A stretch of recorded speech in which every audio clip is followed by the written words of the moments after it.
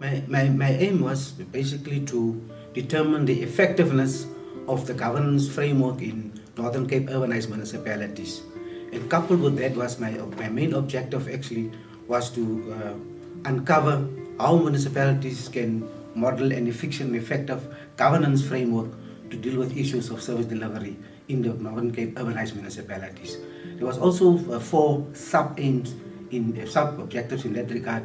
The first one being to identify the factors that actually impact or influence governance and service delivery within those particular municipalities. The second one was to examine the effects of poor governance on service delivery within those municipalities. And the next one was to formulate a sustainable governance framework that will assist these municipalities in dealing with issues of service delivery. And the last sub-objective basically was to provide policy insight and recommendations to enhance governance and service delivery in these particular municipalities that I already identified earlier. The TIPS framework was incorporated into the sustainable municipal governance model that we've developed. In first instance, the model itself is a governance technology in terms of which officials or practitioners are motivated through applying the framework to engage in technology, to engage in innovation, inventiveness, and service renewal in municipalities. In terms of the innovation side, as I've already mentioned, inherent in the framework was the incentive to introduce innovative manners in dealing with the challenges of governance and service delivery.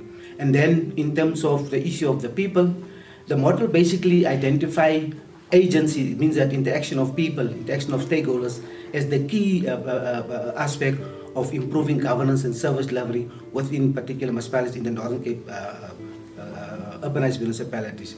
And then the last one, in terms of systems, the framework provided us an opportunity to move away from a management perspective to a more holistic governance system perspective. I think those are how we have actually incorporated the TIPS framework into the sustainable municipal governance model.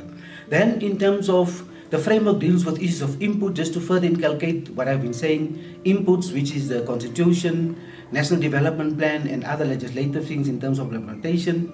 The next thing, there's a process in order for us to implement the TIPS and indirectly through the Sustainable Municipal Governance Framework.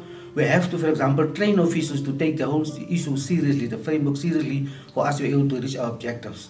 And then in terms of outcomes, is that we have then a municipality better equipped to deal with issues of governance and service delivery.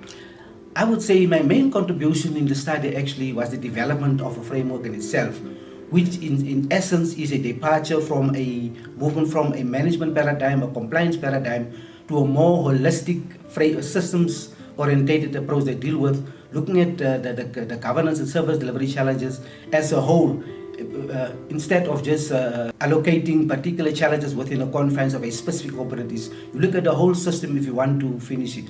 And coupled with that, in the first instance, it provides municipalities with the necessary tool to do performance improvement through new approaches and to the flexibility that is being built into the system. I think that in a nutshell actually inculcates the main contribution to the studies, that it introduced a new way away from a normal, traditional, finance-oriented approach to performance management and to service improvement. I think the system actually guides through the flexibility approach. It provides with a self-audit. It's a self-audit facility. It's a document for analysis, and within that framework, it actually leads us a way to have a more open kind of system, more receptive to new ways to do things. I think that's the main contribution of the study as far as I'm concerned. When I started this course, I had a quite narrow perspective. Everything was sort of finance-oriented, everything sort of was prescriptive. But on a personal level, my paradigm has changed from a more managerial, prescriptive approach to an approach looking at a more futuristic view of things and a more comprehensive whole system approach, so on a personal level.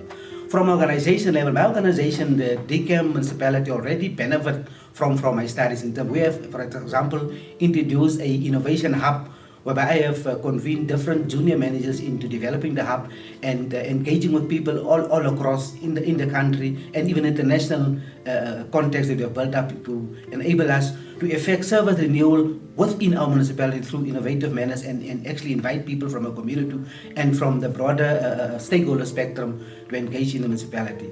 And from a larger societal problem, I think, as I already noticed, that the community will benefit from a new approach from the practitioners and implementers. People are more conscious about, there's a greater service conscious, there's a more conscious of looking at things as a whole, there's a more conscious of having regard to contextual issues, and I think that that new approach will actually benefit communities. And in fact, one of the main issues that the model actually identified was also to capacitate communities and see communities not as necessarily as a recipient of services, but as creation of service initiative within the municipality. I think the issue of co-responsibility is very key. Then I think the last one, if not least, was the issue of DaVinci itself. I think from an academic point of view, my study have actually contributed and actually fill up the literature in relation to municipal governance framework. Also, instead of following just a narrow quantitative finance-oriented approach, I think the study also from the DaVinci point of view will actually assist in inculcating an approach that follow more a qualitative approach to dealing with issues of governance and service delivery in municipalities. I think that in a nutshell is basically that.